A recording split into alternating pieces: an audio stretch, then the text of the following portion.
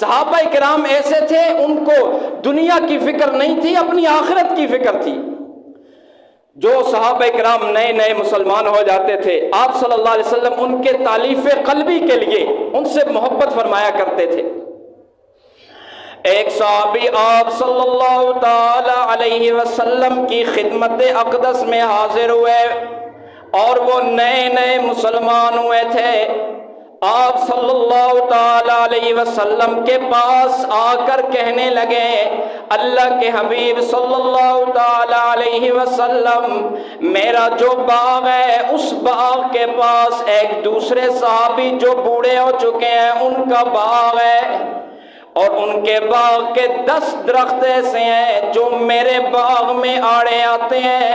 اللہ کے حبیب صلی اللہ تعالی علیہ وسلم، میں نے ان سے بہت کہا کہ بڑے میاں آپ یہ 10 درخت میرے اوپر بیچ دیں تاکہ میرے باغ کی جو لائن ہے وہ سیدھی ہو جائے، مگر وہ فروخت کرنے کے لیے تیار ہی نہیں ہے۔ آپ صلی اللہ تعالی علیہ وسلم نے اس صحابی کو بلایا اور فرمایا کہ بڑے میاں یہ 10 درخت جو تیرے باغ کے ہیں اس آدمی پر فروخت کر دو، کیونکہ اس کے فروخت کرنے کی وجہ سے اس کے باغ کی لائن سیدھی ہو جائے گی درختوں کی، لہٰذا وہ فروخت کر دو۔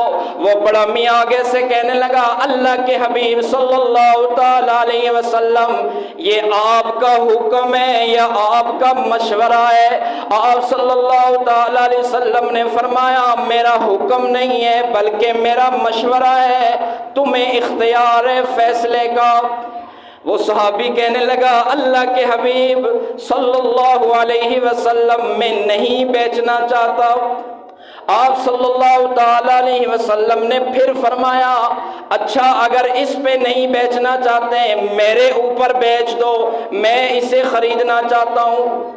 اللہ کے حبیب صلی اللہ تعالی علیہ وسلم، یہ آپ کا حکم ہے یا آپ صلی اللہ علیہ وسلم کا مشورہ ہے؟ آپ نے فرمایا، میرا مشورہ ہے، حکم نہیں ہے۔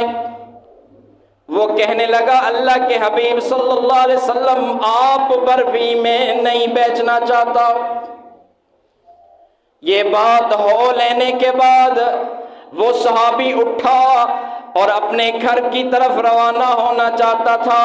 آپ صلی اللہ تعالی علیہ وسلم نے ارشاد فرمایا، اے بڑے میاں اگر یہ 10 درخت میرے اوپر فروخت کر دو تو اس کے بدلے میں جنت کی ضمانت تجھے دیتا ہوں، جنت میں تمہارے لیے درخت بھی دلواؤں گا اور جنت میں تمہارے لیے باغ بھی دلواؤں گا اور جنت میں مکان کا بھی وعدہ کرتا ہوں اور ضمانت دیتا ہوں۔ لیکن وہ بڑے میاں چلے گئے، کہنے لگے، یا رسول اللہ بات تو ہو چکی، ایسے ہی چلے گئے۔ ایک دوسرے صحابی نے سن لیا، آپ صلی اللہ علیہ وسلم کے پاس آیا، کہنے لگا، اللہ کے حبیب صلی اللہ تعالی علیہ وسلم، آپ نے جو جنت کے باغوں کا وعدہ کیا ہے وہ اسی کے لیے خاص تھا یا میرے لیے بھی ہے؟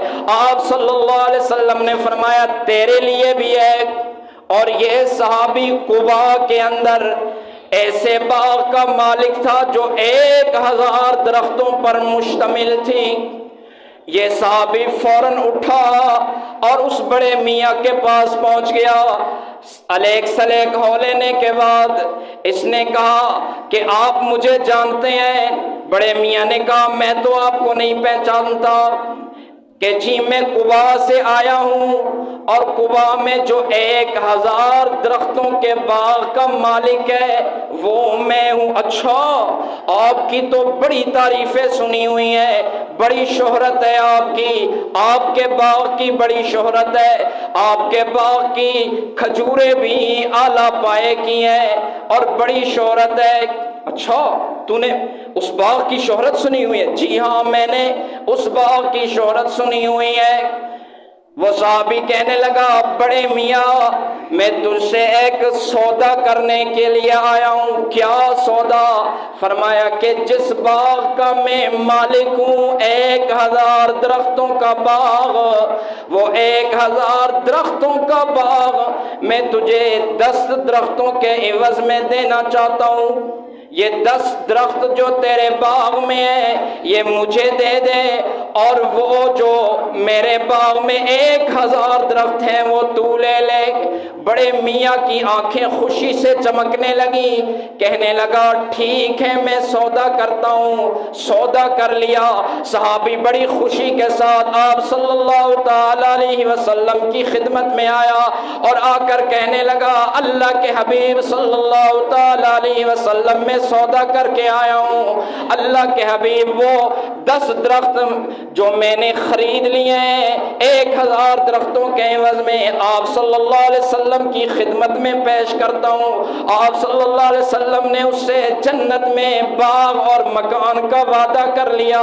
صحابی خوشی خوشی گھر کی طرف روانہ ہو گیا، باغ کے دوسرے کنارے پہ کھڑا ہو گیا اور کہنے لگا او فلاں کی امی باہر آ جا۔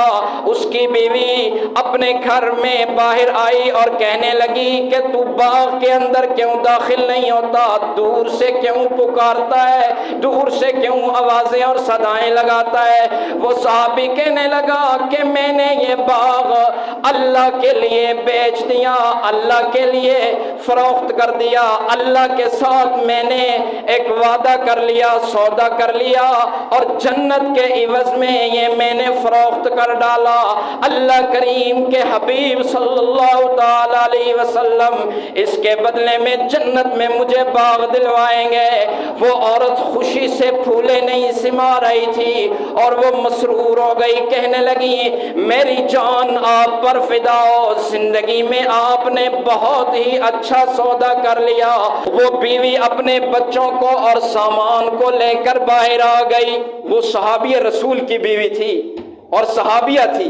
اگر آج کی کوئی کسی کی بیوی ہوتی تو وہ کہتی اوہ یہ تو نے کیا کر ڈالا، یہ کیا کام کر ڈالا، وہ جہان تو ہم نے دیکھا ہی نہیں ہے، ہمیں تو اس جہان میں کچھ مل جائے، اگر مکان مل جائے، یہاں پر پلاٹ مل جائے، یہاں پر زمین مل جائے، یہاں پر دولت مل جائے، یہاں پر عزت مل جائے، شہرت مل جائے، ہمارے لیے تو یہ کافی ہے، اس جہان کو چھوڑو وہ تو ہم نے دیکھا ہی نہیں ہے۔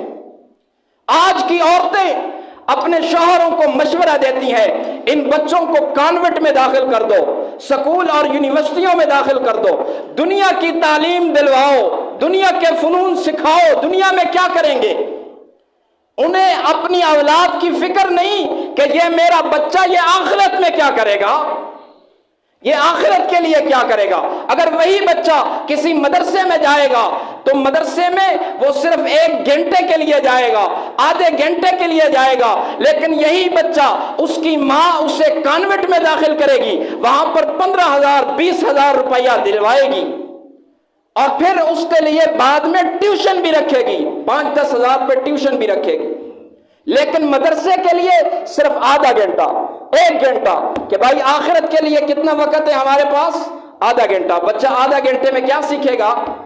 اور اگر وہاں پر استاد نے مدرس نے 100 روپے فیس مانگ لیا تو ماں کہے گی اوہو ایک تو یہ فیس کے لیے بیٹھے ہوئے ہیں، دین کے لیے کوئی فکر نہیں، آخرت کی فکر نہیں، دنیا کی فکر دامنگیر ہے، دنیا کیسے کما لیں، دنیا میں ہمارا نام کیسے ہو جائے، دنیا میں ہماری شہرت کیسے ہو جائے، یہی دنیا کی دھن ہمیں لگی ہوئی ہے اور ہمارے سر پہ سوار ہے۔